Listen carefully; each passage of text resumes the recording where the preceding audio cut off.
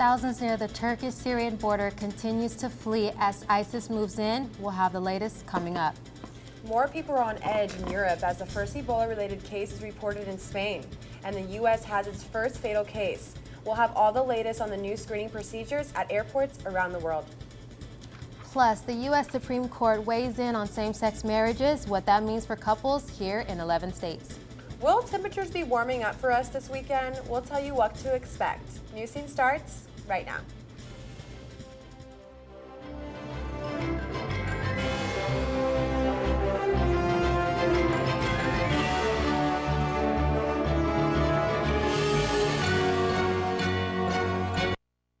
Happy Friday and welcome to this edition of Newscene. I'm Nate Holmes. And I'm Brittany Ford. We're coming to you from the UTTV building in Mission Valley. Thank you for joining us. We begin this evening with doctors in Spain are keeping an eye on 7 more people after being suspected of having the Ebola virus. Teresa Romero is the only patient so far that has been tested positive of having Ebola. Spanish labor unions are blaming Romero for bringing the virus into the country after not following health and safety regulations. She caught the virus after touching her face while treating 2 Spanish missionaries who were infected with the virus in West Africa. Now, new screening procedures are being set to begin in 5 major U.S. airports while the Ebola virus continues its deadly spread through Western Africa. The countries hardest hit in Western Africa are now checking every departing passenger for fever with touch-free thermometers. The new TSA measures are in the U.S. were announced after the death of Thomas Eric Duncan, the first Ebola patient diagnosed with the U.S. who died on Wednesday in a Dallas hospital. Travelers arriving in San Diego's Lindbergh Field had these thoughts on the Ebola outbreak and the new screening measures. I don't know. I think they're doing what they can. I mean, as far as much as I've seen, I'm a little disappointed that they're using the military in Africa to do this. I think they should just get a lot more doctors over there. But other than that, I think it's okay. So I'm not really that worried about it unless like half of the country really got it. I wouldn't be too worried, but I mean, it is pretty bad to a lot of people though. I think that it's a serious infection, and I don't know how you can make Alrighty, so in other news, ISIS continues to move forward toward the Turkish-Syrian border. Despite U.S. military airstrikes, ISIS is moving closer to Kobani, a city in northern Syria. Kobani has been asking for military assistance. Turkey has welcomed thousands of refugees. They have yet to answer calls for help. Up to 700 people are trapped in Kobani. 19 have been killed after violent protests. As of today, ISIS controls 40% of the city. The FBI is asking for your help in identifying an alleged American member of the ISIS terrorist group. The recently released video Flames on War, you can hear the voice of a militant who sounds like he could be American. In the video, he clearly goes back and forth speaking English and Arabic. It is currently unknown how many Americans have gone overseas to fight for ISIS or the motivation. But in this case, the feds are calling for citizens' help. Anyone who recognizes the voice is encouraged to call the FBI tip line. The secrecy surrounding North Korea's leader is growing day by day. Kim Jong-un has not been seen in public for over a month, leaving many to speculate on his whereabouts. The leader has missed important national meetings, including the 69th anniversary of the Workers' Party of North Korea. A group of defectors now say Kim's younger sister, Kim Young-jun, has temporarily taken over as deputy director of the Workers' Party. An American F-15 jet crashed in eastern England on Wednesday afternoon. The local police stated that the plane crashed in the area near Weston Hill, England. The pilot was able to remove himself from the aircraft and survive with minor injuries. He was taken by the helicopter to a local England hospital. The details on what sparked the plane crash are still under investigation. 3 students at City College are being called heroes today after they stopped a robbery in process. Roxana Paul has the latest. Thank you, Nate. Yes, an alleged 54-year-old black male tried to grab and steal the purse of a famous city student inside the Math and Science building. But to his surprise, witnesses did not stand by. They jumped into action to save her. The incident happened around 11 a.m. in the Mathematics and Social Science building. It was on the 3rd floor where the suspect injured a 24-year-old woman in an attempt to steal her purse. She's in the hospital. She had a few lacerations to her head. She got pushed. She got shoved into the the wall by the suspect, but she has non-life-threatening injuries. Eyewitnesses saw the suspect in possession of a deadly weapon while he was running away.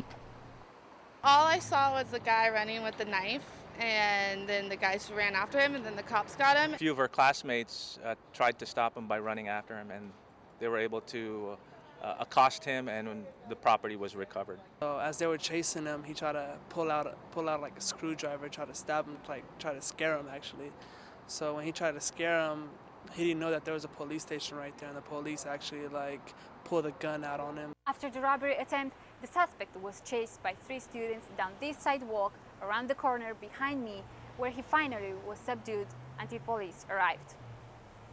Although what the students did was a gracious act, the police department insists people not to get involved in situations where the suspect may possess a weapon.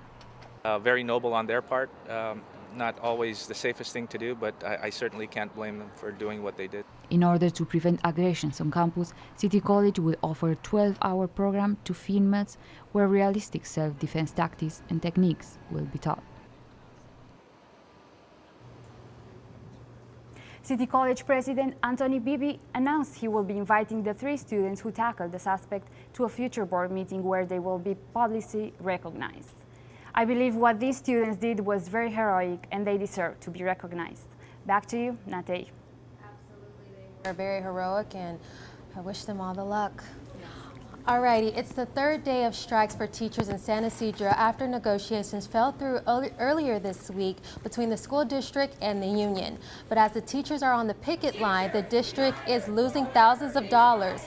It will cost nearly $96,000 in state funding for the first day of strikes alone. It's losing money because parents are pulling their kids from school. The teachers are fighting for a pay increase and health benefits and are also calling for smaller class sizes. The San Diego City College 9th Annual International Book Fair kicks off Monday. The fair will feature a number of events from book signings to documentary screenings. The event will be located in the Seville Theater on the City College campus, and all the events are free and open to the public. For more information, you can visit the San Diego City College Newscene Facebook page. Governor Jerry Brown has signed a bill authorizing community colleges to offer bachelor's degrees. Elizabeth Bondor went to find out what that means for students at City College.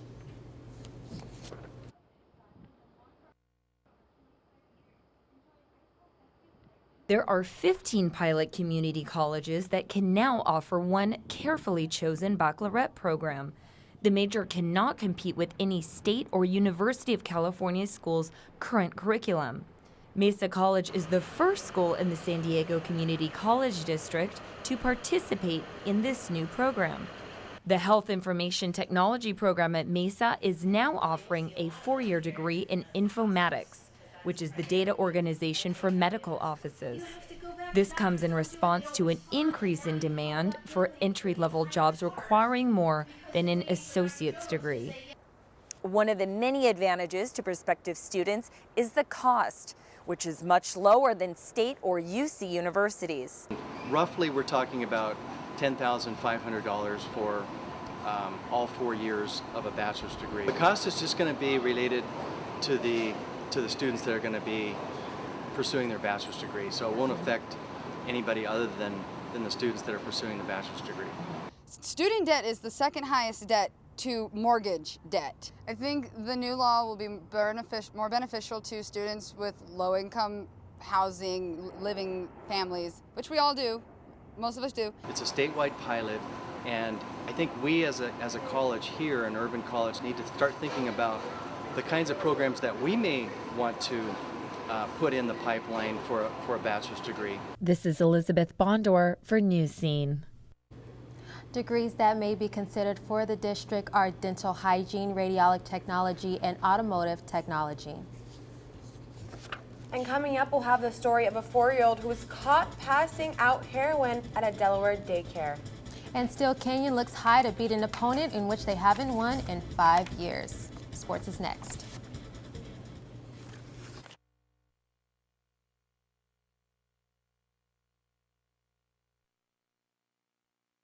We have a big problem, and we need your help. It's happening on college campuses, at bars, at parties, even in high schools.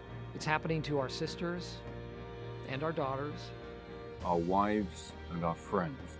It's called sexual assault, and it has to stop. We have to stop it. So listen up. If she doesn't consent, or if she can't consent, it's rape, it's assault. It's a crime. It's wrong.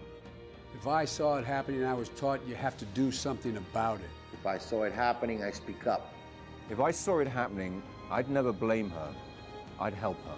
Because I don't want to be a part of the problem. I want to be a part of the solution. We need all of you to be part of the solution. This is about respect. It's about responsibility.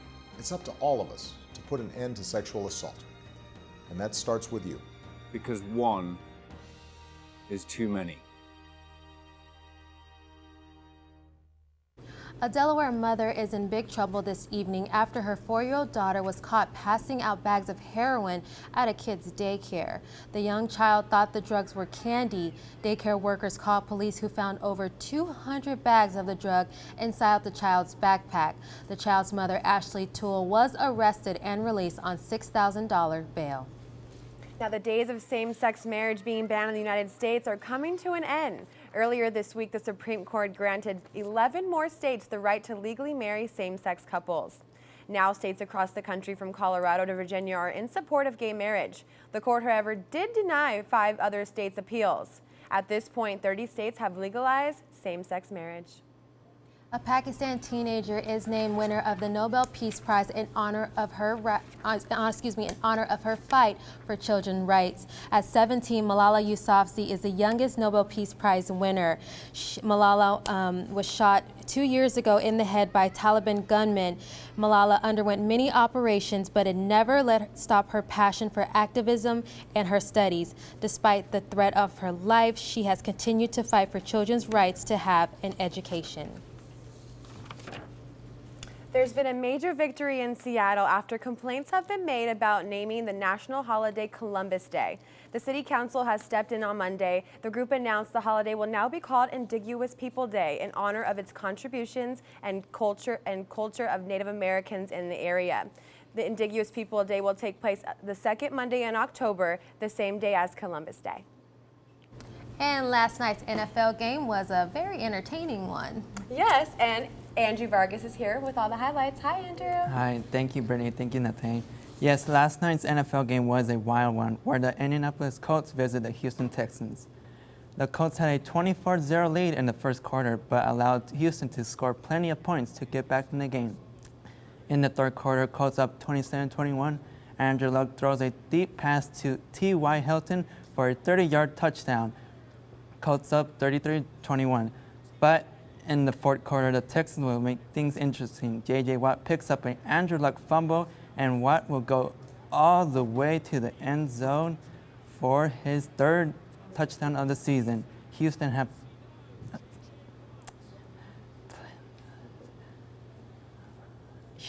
plenty of chances to take the lead in the final moments, but Ryan Fitzpatrick tries to pass the ball to someone, but he fumbles the ball. Colts recover, and that would seal the win for them. Final score, 33-28. After the Colts started 8-0-2, Colts have won 4 in a row. Now, the undefeated Steel Canyon High School varsity football team lost a heartbreaking game last season against Helix High, but this year's team feels confident they can beat Helix.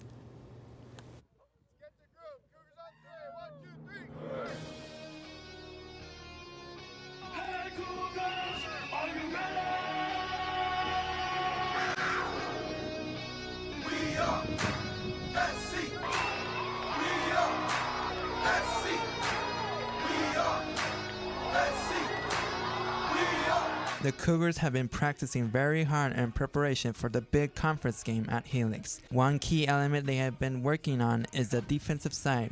They want to stop Helix's powerful run game and possess the ball. Well, Helix has a really good run game. However, we've been practicing on our defense, so I think we might be having them there. Their head coach, Scott Langerbone, said it's going to be a challenging game, but he believes that with the extra preparation, this game is going to be special. Just kind of have a week-by-week system that we kind of utilize. And this week, like I said, it's a little extra special because it's Helix, and I think they're number 4 in the county right now, so it'll be a good game. With the Cougars' fast-paced defense full of wit seniors and natural ability to stop the football from moving, the Cougars feel confident they can steal a win at Helix's home turf.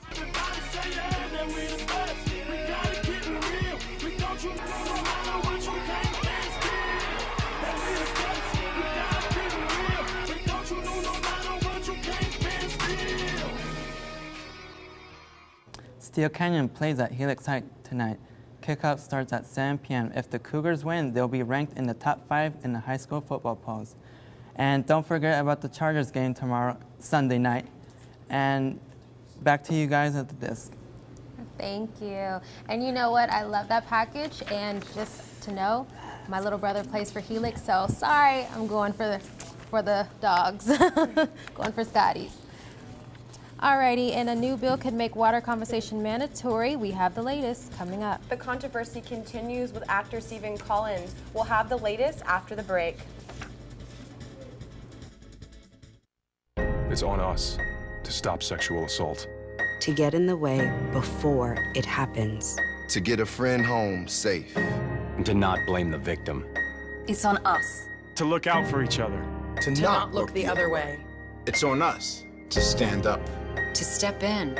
To take responsibility. It's on us, all of us, to stop sexual assault. Learn how and take the pledge at itsonus.org. No more, it's none of my business. A San Diego. No more, not my problem. No more, she was flirting with him. No more, she was asking for it. No more boys will be boys. No more, I'll say something next time.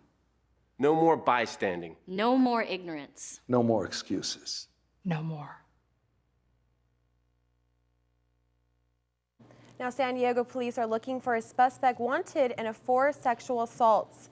Police have released a sketch of a man believed to be responsible for sexual assaults that occurred in the South Bay neighborhood in Ocean View Hills over the last 6 months. In all 4 incidents, the female victim was attacked from behind while walking home during late night hours. Anybody with any information or has seen the suspect should call the San Diego Police Sex Crime Unit or Crime Stoppers.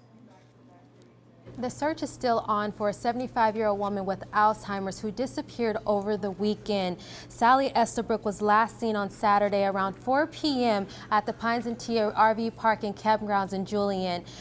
Since she suffers from Alzheimer's, she does not talk very much, but she should respond to her name. She was last seen wearing a teal shirt and white capri pants. If you see her, please call police.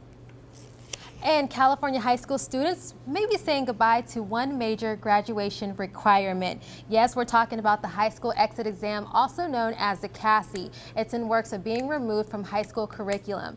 The test had a consistent passing rate of 95%, leading schools to wonder if it should even be required. The new changes are scheduled to be proposed in July of next year. Now, a Sacramento pastor spent a week living on the streets to raise money to help homeless this winter. On September 29th, Pastor Rick Cole of Capital Christian Church pled to live homeless for 2 weeks until he met his personal goal of raising $10,000. Monday, he announced that that goal had been reached.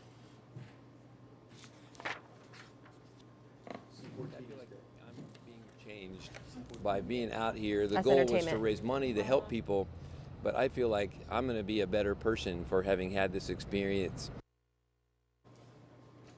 His fundraiser is a part of a larger campaign in the Sacramento area. They now have until November 24th to raise $300,000 for a program that helps the homeless. And we can't call it Hollywood without a little drama and controversy. Yes, it wouldn't be Hollywood without that, right? Heidi Alaga is here with all the latest in entertainment. Hey, Heidi. Hey, guys. Yes, definitely no controversy without Hollywood next to it. Let's start off with Seventh Heaven actor Stephen Collins, who's being investigated after he confessed to child molestation in a therapy session. He's going through a nasty divorce with his wife, Faye Grant, but the question is, how'd she know to ask him about it? Well, it turns out Collins wrote a pair of erotic 50 Shades style novels, and one of the victims actually read the book and ended up sending an anonymous letter to his wife. She then confronted him and recorded the confession.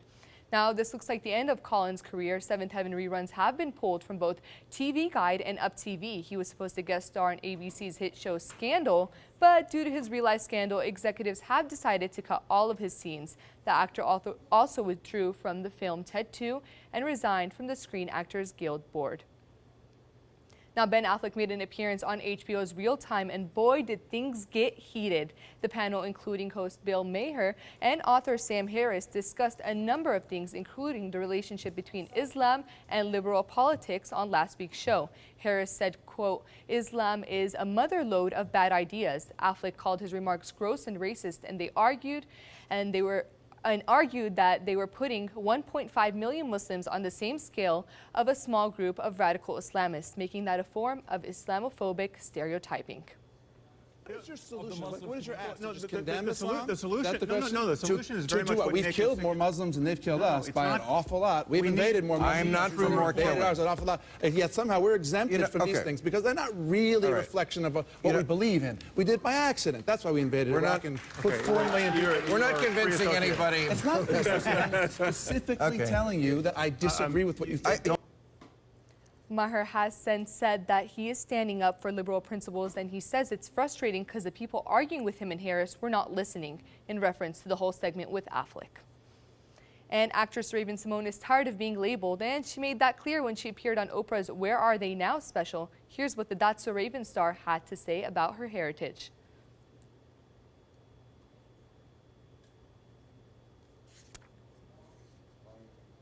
Well, seems like we're having some technical difficulties. She did say that she isn't an African-American woman and is rather American.